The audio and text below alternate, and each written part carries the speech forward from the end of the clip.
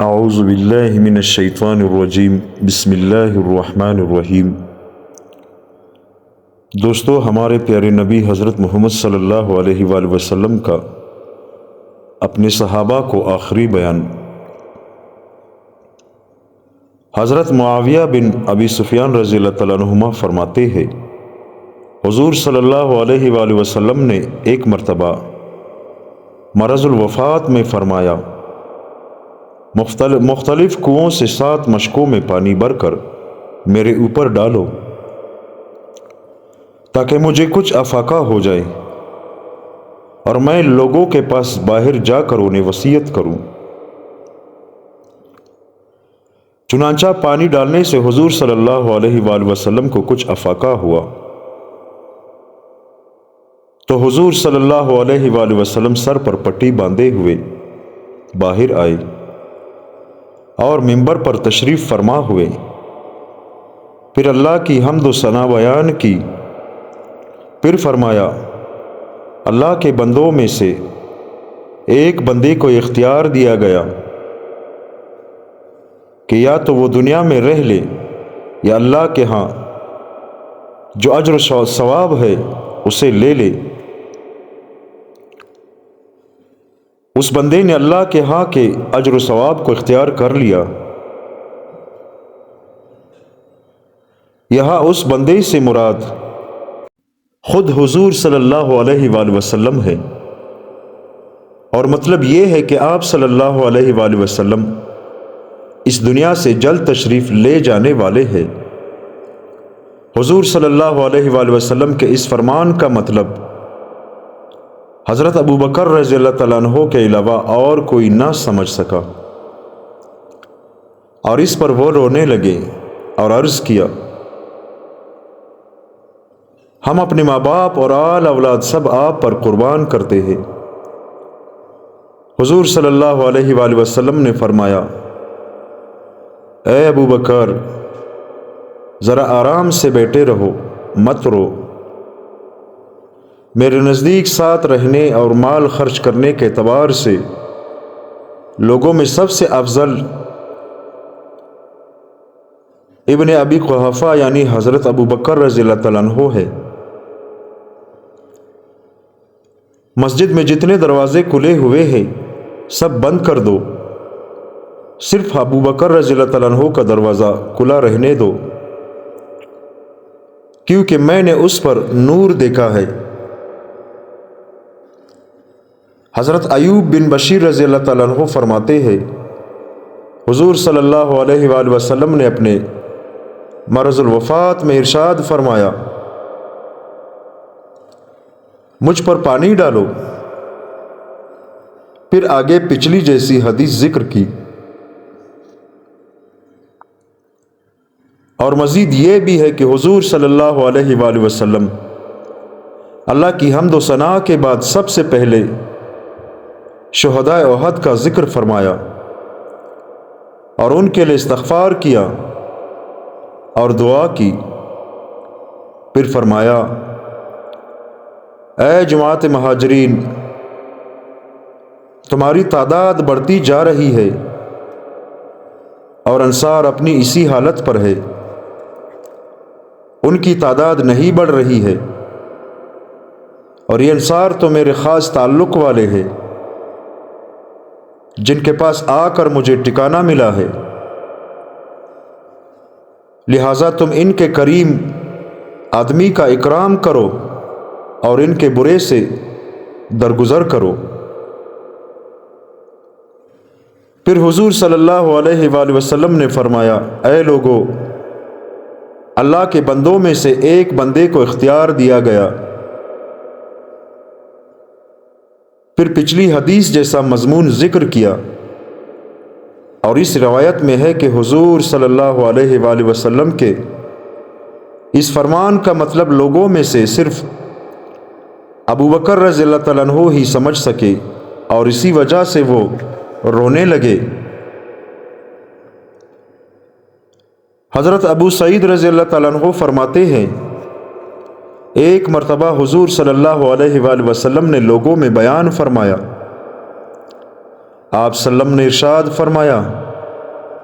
اللہ تعالیٰ نے ایک بندے کو اختیار دیا کہ یا تو وہ دنیا میں رہ لے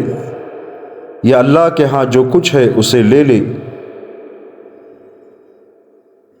چنانچہ اس بندے نے اللہ کے ہاں جو کچھ ہے اس کو اختیار کر لیا۔ اس پر حضرت ابو بکر رضی اللہ تعالیٰ عنہ رو پڑے۔ ہم اس بات پر حیران ہوئے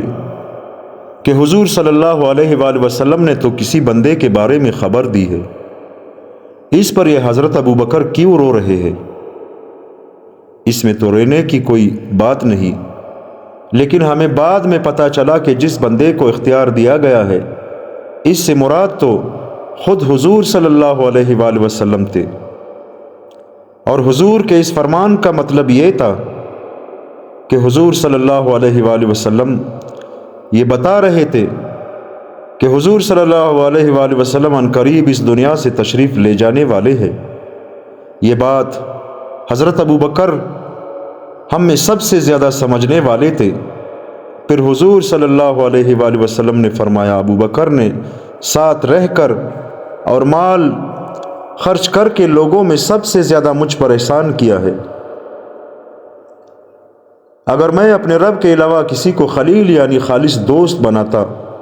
تو ابو بکر کو بناتا۔ البتہ ان سے اسلامی دوستی و محبت ضرور ہے۔ مسجد میں کھلنے والے ہر دروازے بند کر دیا جائے، صرف ابو بکر صدیق رضی اللہ تعالیٰ عنہ کا دروازہ رہنے دیا جائے۔ حضرت ابن عباس رضی اللہ تعالیٰ عنہما فرماتے ہیں، حضور صلی اللہ علیہ وآلہ وسلم مرض الوفات میں باہر تشریف لائے۔ آپ نے سر پر کالی پٹی باندھ رکھی تھی، کندھوں پر چادر اوڑھی ہوئی تھی۔ آپ صلی اللہ علیہ وآلہ وسلم آ کر منبر پر بیٹھ گئے۔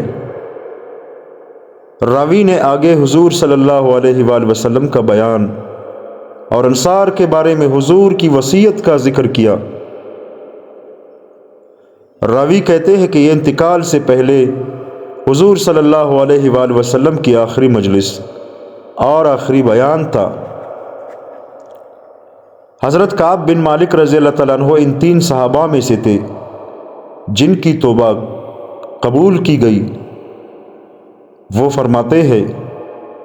حضور صلی اللہ علیہ وآلہ وسلم نے کھڑے ہو کر بیان فرمایا، پہلے اللہ کی حمد و ثنا بیان کی، پھر جنگ احد کے دن شہید ہونے والے صحابہ کے لیے دعائے مغفرت فرمائی، پھر فرمایا، اے جماعت مہاجرین، پھر اس کے بعد انصار کے بارے میں حضور صلی اللہ علیہ وآلہ وسلم کی وصیت کا ذکر کیا، جیسے کہ بہقی کی حضرت ایوب والی حدیث میں گزر چکا ہے۔ حضرت ابو سلمہ بن عبد الرحمن رحمۃ اللہ علیہ کہتے ہیں، میں نے حضرت ابو ہریرہ اور حضرت ابن عباس رضی اللہ عنہم کو یہ فرماتے ہوئے سنا کہ ہم لوگوں نے حضور صلی اللہ علیہ وآلہ وسلم کو آخری بیان میں یہ فرماتے ہوئے سنا کہ جو ان 5 فرض نمازوں کو جماعت کے ساتھ پابندی سے ادا کرے گا وہ کونتی ہوئی بجلی کی طرح سب سے پہلے پل صراط کو پار کرے گا، اور نبی کا اچھے طریقے سے اتباع کرنے والوں کی پہلی جماعت میں اللہ اس کا حشر کرے گا، اور جس دن اور رات میں وہ ان 5 نمازوں کی پابندی کرے گا اس کے بدلے اللہ کے راستے میں شہید ہونے والے 1000 شہیدوں جیسا اجر ملے گا۔ حضرت ابو زید انصاری رضی اللہ تعالیٰ عنہ فرماتے ہیں، ایک دن حضور صلی اللہ علیہ وآلہ وسلم نے ہمیں صبح کی نماز پڑھائی، اس کے بعد آپ صلی اللہ علیہ وآلہ وسلم نے ہم میں ظہر تک مسلسل بیان فرمایا، پھر منبر سے نیچے اتر کر ظہر کی نماز پڑھائی، پھر عصر تک بیان فرمایا، پھر اتر کر عصر کی نماز پڑھائی، پھر مغرب تک بیان فرمایا، اور جو کچھ ہونے والا ہے وہ سب ہم سے بیان فرما دیا۔ اب جسے حضور کی بتائی ہوئی یہ باتیں جتنی زیادہ یاد رہ گئی، وہ ہم میں اتنا زیادہ جاننے والا ہے۔ حضرت جابر بن عبداللہ رضی اللہ عنہما فرماتے ہیں، حضور صلی اللہ علیہ وآلہ وسلم جب لوگوں میں بیان فرماتے تو آپ صلی اللہ علیہ وآلہ وسلم کی آنکھیں سرخ ہو جاتی اور بلند آواز ہو جاتی اور غصہ تیز ہو جاتا، جیسے کہ آپ صلی اللہ علیہ وآلہ وسلم لوگوں کو دشمن کے لشکر سے ڈرا رہے ہوں اور فرما رہے ہو کہ دشمن کا لشکر تم پر صبح حملہ کرنے والا ہے، شام کو حملہ کرنے والا ہے۔ پھر شہادت کی انگلی اور درمیانی انگلی کو لا کر ارشاد فرماتے، مجھے اور قیامت کو اس طرح ملا کر بھیجا گیا ہے۔ پھر فرماتے، سب سے بہترین سیرت محمد صلی اللہ علیہ وآلہ وسلم کی سیرت ہے، اور سب سے برے کام وہ ہے جو نئے ایجاد کیے گئے ہوں، اور اللہ ہر بدعت گمراہی، اور جو مر جائے اور مال چھوڑ کر جائے تو وہ مال اس کے گھر والوں کا ہے، اور جو قرضہ یا چھوٹے بچے چھوڑ کر جائے جنہیں سنبھالنے والا کوئی نہ ہو تو وہ میرے ذمے ہے، وہ قرض میں ادا کروں گا اور ان بچوں کو میں سنبھالوں گا۔ حضرت عروہ رضی اللہ تعالیٰ عنہ فرماتے ہیں، جب حضرت ابوبکر رضی اللہ تعالیٰ عنہ خلیفہ بنے تو انہوں نے لوگوں میں بیان فرمایا، پہلے اللہ کی حمد و ثنا بیان کی، پھر فرمایا، اما بعد، اے لوگو، مجھے آپ لوگوں کا ذمہ دار بنایا گیا ہے، حالانکہ میں آپ لوگوں سے بہتر نہیں ہوں، اور اب قرآن نازل ہو چکا ہے اور حضور صلی اللہ علیہ وآلہ وسلم سنتیں بیان فرما چکے ہیں، اور آپ صلی اللہ علیہ وسلم نے ہمیں یہ سکھایا ہے کہ سب سے بڑی عقل مندی تقوی ہے، اور سب سے بڑی حماقت فسق و فجور ہے، اور جو تم لوگوں میں سب سے زیادہ طاقتور ہے اور وہ طاقت کے زور سے کمزوروں کے حق دبا لیتا ہے، وہ میرے نزدیک کمزور ہے، میں کمزور کو اس طاقتور سے اس کا حق دلوا کر رہوں گا، اور جو تم میں سب سے زیادہ کمزور ہے، جس کے حق طاقتوروں نے دبا رکھے ہیں، وہ میرے نزدیک طاقتور ہے، میں اس کے حق طاقتوروں سے ضرور لے کر دوں گا۔ اے لوگو، میں تو حضور صلی اللہ علیہ وآلہ وسلم کا اتباع کرنے والا ہوں، اور اپنی طرف سے گڑھ کر نئی باتیں لانے والا نہیں ہوں۔ اگر میں اچھے کام کروں تو آپ لوگ ان میں میری مدد کریں، اور اگر میں ٹیڑھا چلوں تو مجھے سیدھا کر دیں۔ میں اپنی بات اسی پر ختم کرتا ہوں، اور اپنے لیے اور آپ لوگوں کے لیے اللہ سے استغفار کرتا ہوں۔ حضرت عبداللہ بن عقیم رحمۃ اللہ علیہ کہتے ہیں، جب حضرت ابوبکر رضی اللہ تعالیٰ عنہ کی بیعت خلافت ہو گئی تو وہ منبر پر تشریف لے گئے، اور منبر پر جہاں نبی کریم صلی اللہ علیہ وآلہ وسلم بیٹھا کرتے تھے اس سے ایک سیڑھی نیچے بیٹھے، پہلے اللہ کی حمد و ثنا بیان کی، پھر فرمایا، اے لوگو، اچھی طرح سے سمجھ لو کہ سب سے بڑی عقل مندی ہے۔ اس کے بعد پچھلی حدیث جیسا مضمون ذکر کیا، اور آخر میں اس مضمون کا اضافہ کیا کہ اپنے نفس کا محاسبہ کرو اس سے پہلے کہ تمہارا محاسبہ اللہ کی طرف سے کیا جائے، اور جو قوم جہاد فی سبیل اللہ چھوڑ دے گی ان پر اللہ تعالیٰ فقر مسلط کر دیں گے، اور جس قوم میں بے حیائی عام ہو جائے گی اللہ تعالیٰ ان سب پر مصیبتیں بھیجیں گے۔ لہٰذا جب تک میں اللہ کی اطاعت کروں تم لوگ میری اطاعت کرو، اور جب میں اللہ اور اس کے رسول صلی اللہ علیہ وآلہ وسلم کی نافرمانی کروں تو پھر میری اطاعت تمہارے ذمے نہیں ہے۔ میں اپنی بات اس پر ختم کرتا ہوں، اور اپنے لیے اور آپ لوگوں کے لیے اللہ سے استغفار کرتا ہوں۔ حضرت حسن رحمۃ اللہ علیہ پچھلی حدیث کا کچھ مضمون ذکر کرتے ہیں، اور یہ جو حضرت ابو بکر رضی اللہ تعالیٰ عنہ کا ارشاد ہے کہ سب سے بڑی حماقت فسق و فجور ہے، اس کے بعد یہ اضافہ کرتے ہیں غور سے سنو، میرے نزدیک سچ بولنا امانت داری ہے اور جھوٹ بولنا خیانت ہے۔ اور اسی طرح حضرت حسن نے حضرت ابو بکر رضی اللہ تعالیٰ عنہ کے فرمان کہ میں آپ لوگوں سے بہتر نہیں ہوں کے بعد یہ کہا کہ اللہ کی قسم حضرت ابو بکر صدیق رضی اللہ تعالیٰ عنہ ان سب سے بہتر تھے، اور اس بات میں کوئی ان سے مزاحمت کرنے والا نہیں تھا، لیکن مومن آدمی یوں ہی کثر نفسی کیا کرتا ہے۔ اس کے بعد حضرت حسن رحمۃ اللہ علیہ نے یہ بھی نقل کیا کہ حضرت ابو بکر رضی اللہ تعالیٰ عنہ نے فرمایا، میری تو دلی تمنا ہے کہ آپ لوگوں میں سے کوئی آدمی اس خلافت کا بوجھ اٹھا لیتا اور میں اس ذمہ داری سے بچ جاتا۔ حضرت حسن کہتے ہیں اللہ کی قسم حضرت ابو بکر نے یہ تمنا والی بات سچے دل سے کہی تھی، وہ واقعی خلیفہ نہیں بننا چاہتے تھے۔ پھر حضرت ابو بکر نے فرمایا، اگر تم لوگ یوں چاہو کہ جس طرح اللہ تعالیٰ وحی کے ذریعے سے اپنے نبی کو سیدھے راستے پر لے آیا کرتے تھے، اسی طرح مجھے بھی لے آیا کرے،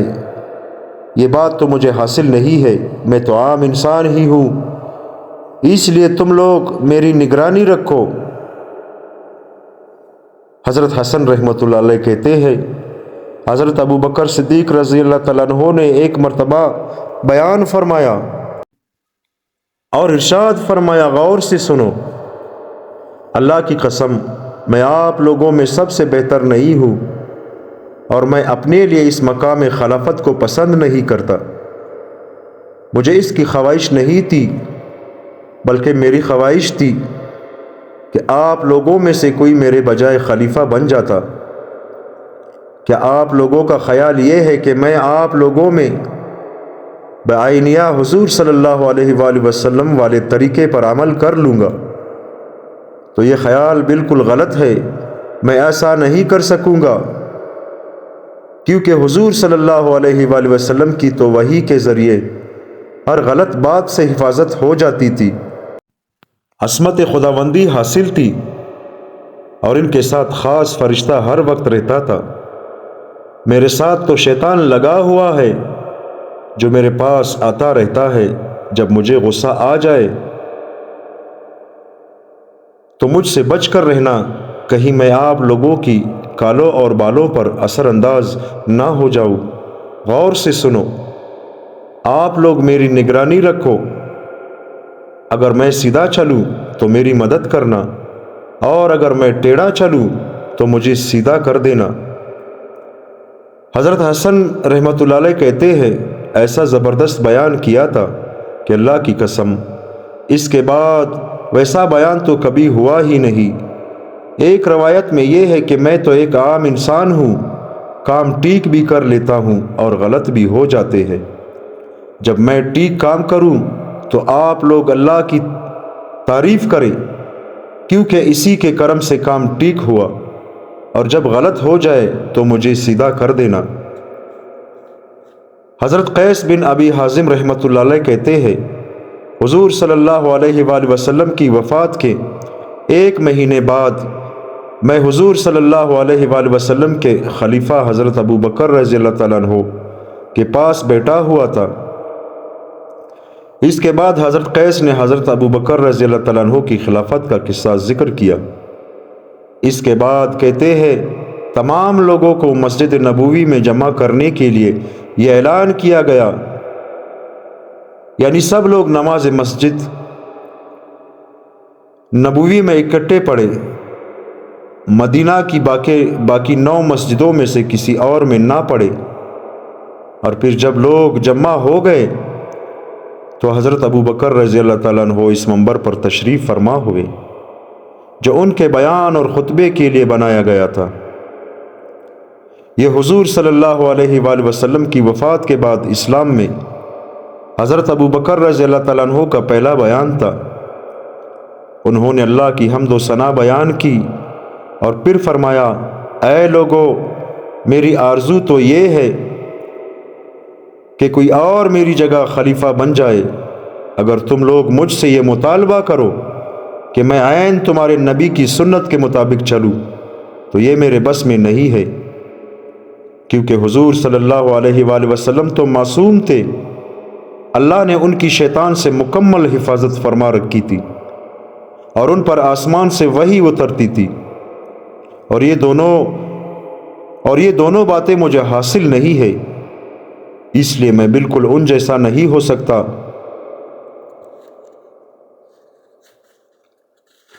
طبرانی کی روایت عیسیٰ بن عطیہ کے حوالے سے گزر چکی ہے کہ حضرت ابو بکر رضی اللہ تعالیٰ عنہ نے بیان میں فرمایا اے لوگو، لوگ اسلام میں خوشی اور ناخوشی دونوں طرح داخل ہوئے ہیں، لیکن اب وہ سب اللہ کی پناہ اور اس کے پڑوس میں ہے، اس لیے تم اس کی پوری کوشش کرو کہ اللہ تعالیٰ تم سے اپنی ذمہ داری کا کچھ بھی مطالبہ نہ کرے، یعنی کسی مسلمان کو کسی طرح تکلیف نہ پہنچاؤ۔ میرے ساتھ بھی ایک شیطان رہتا ہے، جب تم دیکھو کہ مجھے غصہ آ گیا ہے تو پھر تم مجھ سے الگ ہو جاؤ کہ کہیں میں تمہارے بالوں اور کالوں کو تکلیف نہ پہنچا دوں۔ اے لوگو، اپنے غلاموں کی آمدنی کی تحقیق کر لیا کرو کہ حلال ہے یا حرام، اس لیے کہ جس گوشت کی پرورش حرام مال سے ہو وہ جنت میں داخل ہونے کے لائق نہیں۔ حضرت عاصم بن عدی رحمۃ اللہ علیہ کہتے ہیں حضور صلی اللہ علیہ وآلہ وسلم کی وفات کے اگلے دن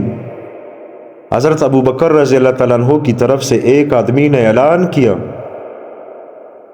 کہ حضرت اسامہ رضی اللہ تعالیٰ عنہ کے لشکر کی روانگی کا کام مکمل ہو جانا چاہیے۔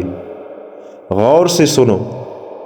اب حضرت اسامہ رضی اللہ تعالیٰ عنہ کے لشکر کا کوئی آدمی مدینہ میں باقی نہیں رہنا چاہیے، بلکہ جروف میں جہاں ان کے لشکر کا پڑاؤ ہے وہاں پہنچ جانا چاہیے۔ اس کے بعد حضرت ابو بکر لوگوں میں بیان کے لیے کھڑے ہوئے، پہلے اللہ کی حمد و ثنا بیان فرمائی، پھر فرمایا اے لوگو، میں تو تمہارے جیسا ہی ہوں، مجھے معلوم تو نہیں، لیکن ہو سکتا ہے کہ تم لوگ مجھے اس چیز کا مکلف نہ بناؤ، مجھے اس چیز کا مکلف بناؤ جو صرف حضور صلی اللہ علیہ وآلہ وسلم کے بس میں تھی اور میرے بس میں نہیں۔ اللہ تعالیٰ نے حضرت محمد صلی اللہ علیہ وآلہ وسلم کو تمام جہانوں پر فوقیت عطا فرمائی تھی اور انہیں چنا تھا اور انہیں تمام آفات سے حفاظت عطا فرمائی تھی، اور میں انہی کے پیچھے چلنے والا ہوں، اپنی طرف سے نئی چیزیں گڑھنے والا نہیں ہوں۔ اگر میں سیدھا چلوں تو تم میرے پیچھے چلو، اور اگر میں ٹیڑھا چلوں تو تم لوگ مجھے سیدھا کر دو۔ حضور صلی اللہ علیہ وآلہ وسلم کی شان تو یہ تھی کہ جب آپ کا انتقال ہوا تو اس وقت امت میں ایک آدمی بھی ایسا نہیں تھا جو کوڑے کی مار یا اس سے بھی کم ظلم کا مطالبہ کر رہا ہو۔ غور سے سنو، میرے ساتھ بھی ایک شیطان لگا ہوا ہے جو میرے پاس آتا رہتا ہے، جب وہ میرے پاس آئے تو مجھ سے تم لوگ الگ ہو جاؤ، کہیں میں تمہاری کالوں اور بالوں کو تکلیف نہ پہنچا دوں۔ تم لوگ صبح اور شام اس موت کے منہ میں ہو جس کا تمہیں علم نہیں کہ کب آ جائے گی۔ تم اس کی پوری کوشش کرو کہ جب بھی تمہاری موت آئے تو تم اس وقت نیک عمل میں لگے ہوئے ہو، اور تم ایسا صرف اللہ کی مدد سے ہی کر سکتے ہو، لہٰذا جب تک موت نے مہلت رکھی ہے اس وقت تک تم لوگ نیک اعمال میں ایک دوسرے سے آگے بڑھنے کی کوشش کرو، اس سے پہلے کہ موت آ جائے اور عمل کرنے کا موقع نہ رہے، کیونکہ بہت سے لوگوں نے موت کو بلا رکھا ہے اور اپنے اعمال دوسروں کے لیے کر دیے ہیں، لہٰذا تم ان جیسے نہ بنو، خوب کوشش کرو اور مسلسل کوشش کرو اور سستی سے کام نہ لو، بلکہ جلدی کرو اور جلدی کرو، کیونکہ موت تمہارے پیچھے لگی ہوئی ہے جو تمہیں تلاش کر رہی ہے، اور اس کی رفتار بہت تیز ہے۔ لہٰذا موت سے چوکنے رہو اور آبا و اجداد، بیٹھو اور بھائیوں کی موت سے عبرت حاصل کرو، اور زندہ لوگوں کے ان نیک اعمال پر رشک کرو جن پر تم مردوں کے بارے میں رشک کرتے ہو، یعنی دنیاوی چیزوں میں زندہ لوگوں پر رشک نہ کرو۔ حضرت سعید بن ابی مریم رحمۃ اللہ علیہ کہتے ہیں، مجھے یہ بات پہنچی ہے کہ جب حضرت ابو بکر رضی اللہ تعالیٰ عنہ خلیفہ بنائے گئے تو آپ منبر پر تشریف فرما ہوئے، پہلے اللہ کی حمد و ثنا بیان کی، پھر فرمایا، اللہ کی قسم اگر ہمارے ہوتے ہوئے تمہارے اجتماعی کاموں کے خراب ہو جانے کا خطرہ نہ ہوتا تو میں خود خلیفہ نہ بنتا، بلکہ میں یہ چاہتا کہ جو تم میں سے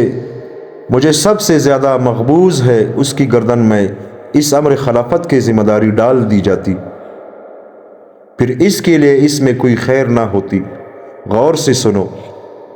دنیا اور آخرت میں سب سے زیادہ بدبخت لوگ بادشاہ ہے۔ اس پر تمام لوگوں نے گردنیں بلند کی اور سر اٹھا کر حضرت ابو بکر رضی اللہ تعالیٰ عنہ کی طرف دیکھنے لگے۔ پھر حضرت ابو بکر نے فرمایا،